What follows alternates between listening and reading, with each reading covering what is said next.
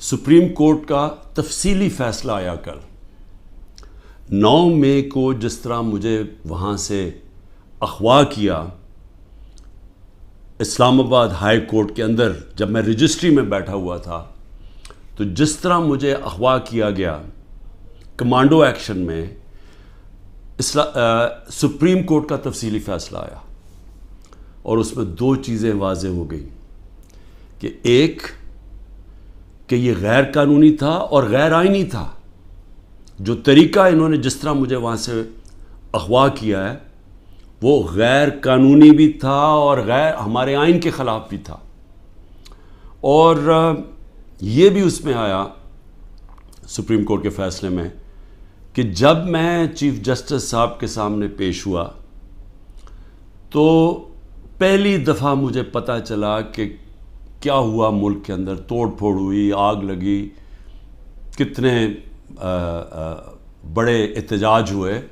مجھے تو کوئی اندازہ ہی نہیں تھا کیونکہ مجھے تو انہوں نے نظر بند کیا ہوا تھا. تو یہ بھی چیز واضح ہو گئی کیونکہ میرے اوپر کیسز پہ کیسز کیے جا رہے ہیں. پتہ نہیں کتنے 30-40 کیس کر چکے ہیں اب تک کہ یہ میری ایما پہ سب کچھ ہوا ہے. یہ جو توڑ پھوڑ ہوئی ہے، یہ جو جلایا گیا اور جو احتجاج ہوئے.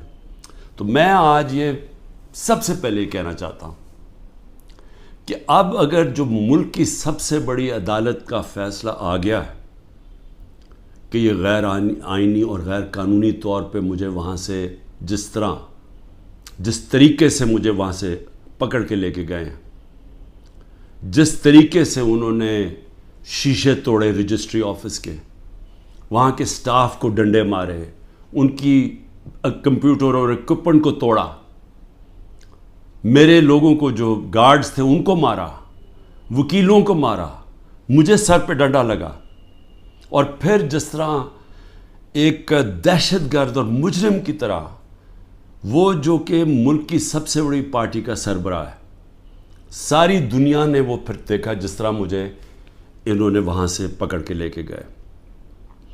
اور پھر دنیا میں خبر کیا گئی کہ جی کرپشن کے اوپر عمران خان کو پکڑا. وہ آدمی جو اس ملک کی تاریخ کا سب سے زیادہ پیسہ اکٹھا کرتا ہے خیراتی پروجیکٹس کے لیے، جس کو یہ قوم سب سے زیادہ جس پہ اعتماد کرتی ہے اپنے پیسے سے، اس سے بڑا تو کوئی اعتماد نہیں ہے.